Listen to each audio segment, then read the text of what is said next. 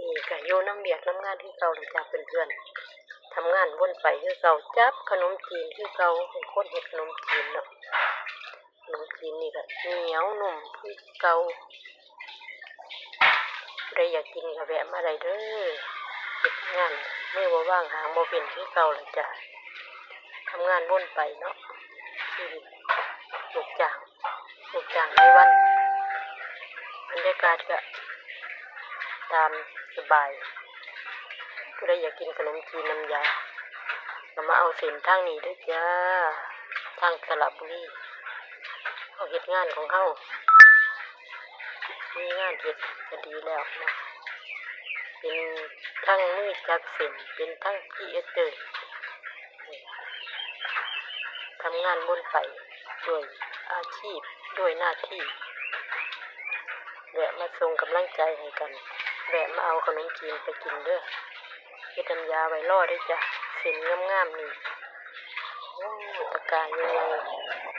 พี่โน่ได้จ้ะตะการกว่าจะเต็มก็ใส่เวลาโดนเติบอยู่เด้ว่ามันของเล่นเลย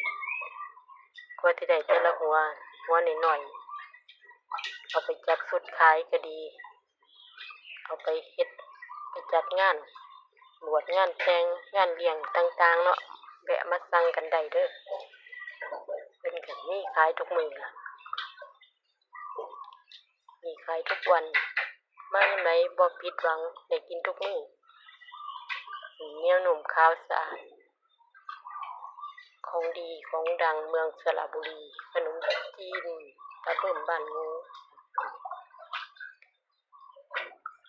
บรรยากาศช่วงบ่ายๆเอามาให้เบิ่งวิถีชีวิต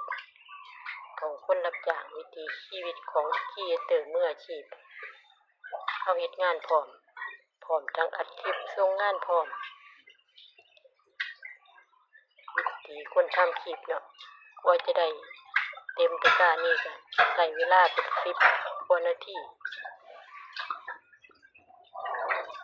เขาก็เป็นมืออาชีพเพราะว่าจับมาโดนจับเส้นขนม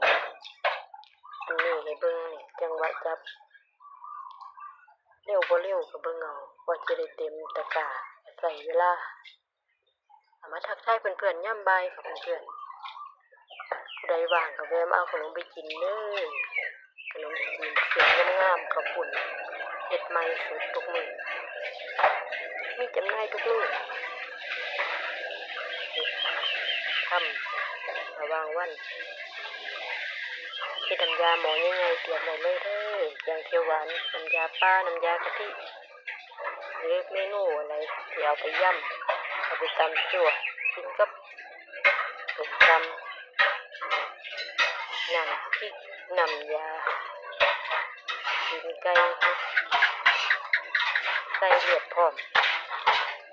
อันนี้มาผักเคียงเอาได้จากเพื่อนตอนเฮ็ดอยู่เขาบ่ได้มีเวลาบอก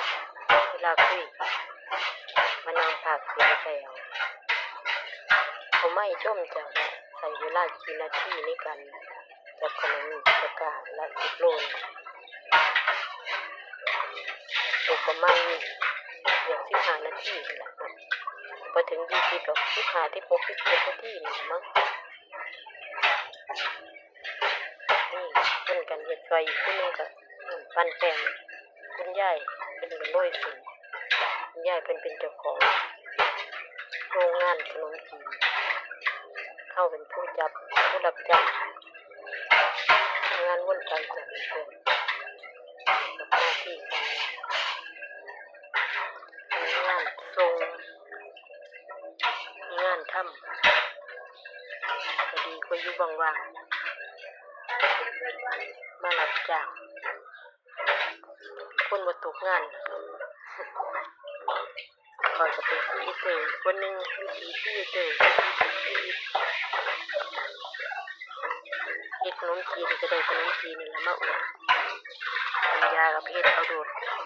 เขามีเวลาคือน้ำยาจะจับเส้นก็ใส่เวลาโดนเนาะเฮ็ดน้ำยาแซ่บๆไปรอเลยได้จ้าขนมจีนมาแล้วขนมจีนมาแล้วไว้บ่ไว้ก็เบิ่งมือเอาเพราะว่าเฮ็ดบ่เป็นมีขี้เตอวนไป บขนมจีนเฮาก็เฮ็ดหน้าที่เป็นขี้เสือเฮาก็บ่ขาด